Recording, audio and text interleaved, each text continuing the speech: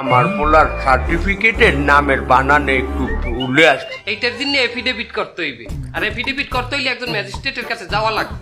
আর ম্যাজিস্ট্রেটের কাছে যাওয়ার যে রাস্তা, সেই রাস্তায় কিছু খরচ আছে। যে রাস্তা দিয়ে যাইবেন এই রাস্তায় অনেক খরচ মাইনি বললাম না, আপনি কি এই রাস্তায় বিমানে যাইবেন? বিমান ভাড়া দেওয়া লাগবে।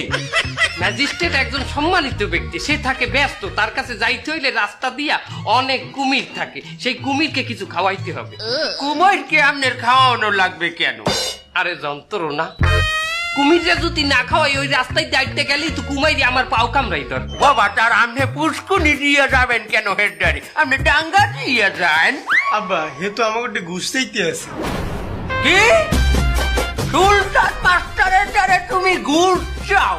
এ মেয়া, ম্যাজিস্ট্রেটের দ্বারে যাইয়ে তুমি একটা এফিডেভিট সই করাই আনবা, এতে তোমার হেডারে ঘুষ দেওয়া লাগবে কেন?